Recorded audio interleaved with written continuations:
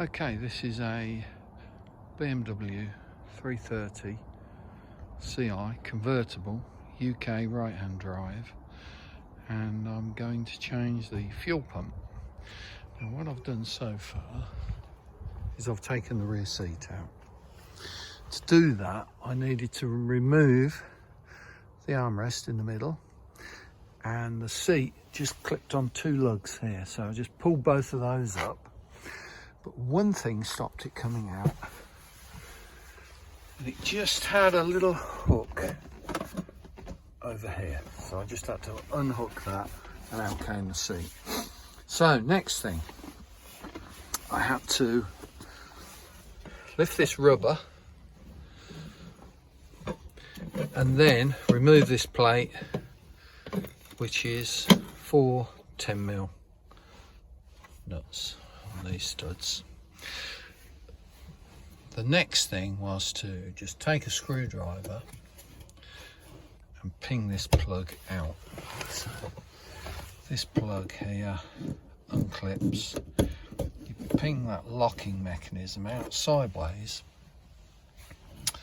and with a little bit of jiggery pokery, the plug comes out. So the first thing that I did was to, on these two terminals here, was to put a multimeter on. I put a multimeter on there on the voltage, turn the ignition on, and briefly I got 11-12 volts, which is what this should do. So with this plugged in, if your pump's working correctly, ignition on, the pump should run briefly, just for a couple of seconds. This wasn't doing it, this pump wasn't doing that. So by checking the 12 volts there, that proves that electrically it's okay, because there was a possibility that it could have been the fuel pump relay, and it wasn't, or it doesn't appear to be. So now what I have to do, I can see this has never been replaced, which you'll see on many videos, because that's not a Jubilee clip there. That clip I will need to break off. Once that's done, I'll need to take the screwdriver and hammer and tap this ring around. Just give it a tap until I free that off, and then the entire fuel pump assembly will come out complete. So that's what I'm about to do. Here we can see the replacement. We can see the top is correct. We've got the float there for the fuel level, and clipped in there is actually the pump. Now if you get this from BMW, this is not an OEM part. They will give you a price for the pump itself and for the float fuel gauge assembly. So this actually cost, this was 104 pounds sterling. From BMW, just the pump itself was 129, which wasn't too bad, but with the assembly complete, it made it, I think it was around about 260, something like that. And there was always a chance that this filter pad at the bottom might have had crud in it, split, stuff like that, and I was loath to just do a part repair on it. Okay, so let me carry on and fit it. Okay, here's the clip removed. I just used these pliers, wiggled the head side to side a little bit. It started to free up. You have to be careful. You don't really want to break this off, but wiggled it side to side, and it freed it up just enough. It just came unclipped, really, and I just carefully unwound it. So now I'm just going to gently ease off this pipe, but I've put a little plastic bag in the car with me, because just in case any fuel leaks out. Now this car, the pump packed up, so it used all the fuel in the fuel line, but I do know that what you can do is under the passenger side glove box. There's a fuses, and if you check your book, you can take out the fuse for the fuel pump.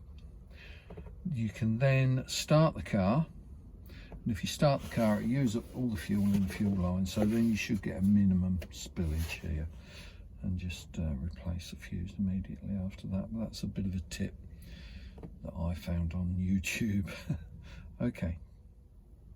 Okay, fuel line removed. What I used was this small electrical screwdriver. I just pushed it in the end there and worked it round, loosened it up inside the hose, and I managed to draw it back slightly, and then I used the grips, wiggle it back a little bit more, screwdriver, just freed it up, just get it past this knobble here. Off it popped, and because my pump had failed, I had a tiny bit of fuel come out. So instead of using the plastic bag in the way that I intended, I actually just stuffed it as a stopper down that hose there. So, and what I have got, I've got a small Jubilee clip, hose clamp, because I'm not going to be able to use the BMW one. And so next stage is for me to use a hammer on these ring parts here, and this just screws onto the tank. So basically just use an old screwdriver or what have you, just give it a little tap, free it up, and once that ring comes off, the whole assembly should then come out. Obviously, if you've seen the new one, there's quite a few bits poking in and out of it, so it's going to take a bit of wriggling, but out she'll pop. Okay, gentle persuasion with the hammer and screwdriver on here, and this ring comes off. You can see there's a little bit of mastic on there as well, which I may have used just to seal it. And you'll see that when this comes out, you can see there's a lip there. There's a corresponding lip on the new one. So when this goes back in, not only does that need, just remember the way that face is, that does need to clip straight into there. So this now will pop out. There we go. So I'm going to put this down for a moment, take that out, and pop the new one in.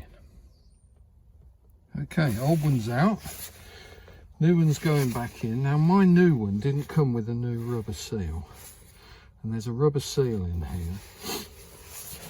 The rubber seal, this rubber seal came out with the old one, and what I found was the best thing to slide it over the new one, and then when it goes back in, you just need to ensure that it's seated. It goes over a lip all the way around, so if you just make sure it's seated like that, then this should be ready to put back in and fire up. Now what I did do is, what I will tell you, there's a strong smell of petrol in here obviously. What I did was I got a fire extinguisher and just put it by the side of the car outside. Anyway, I'll come back in a moment. Alright, there we go, it's all nicely back in place. I've pressed it nice home and it feels quite firm. This is in correct location, this tab here. So, and before you reconnect the hose or any of the cables, you need to get your steel ring, slide it over,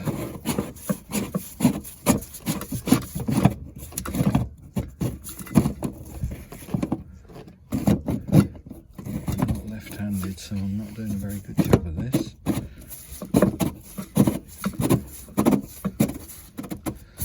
There we go. Now what I'll do is,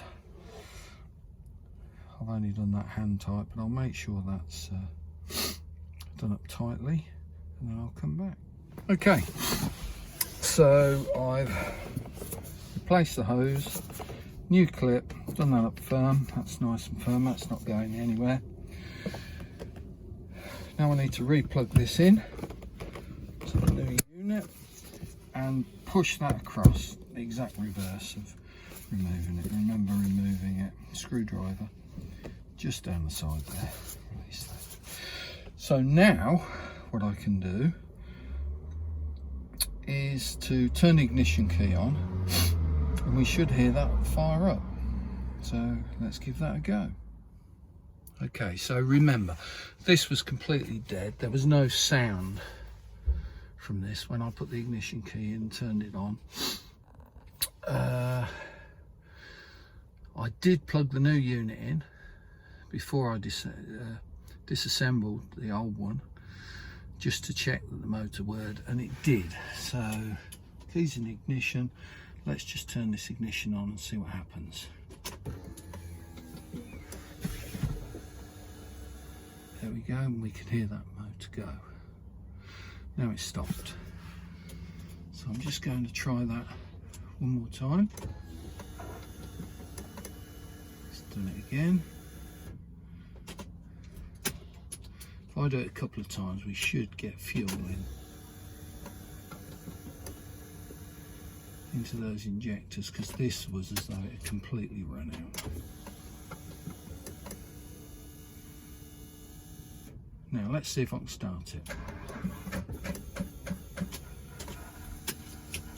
Sounds like we've got a bit of a flat battery going on there. Okay, so new fuel pump. Got to clear a bit of mess up. Oh, she's fired, running away. Battery was flat, so I needed to give it a jump. Here's the old one. That's actually the fuel pump.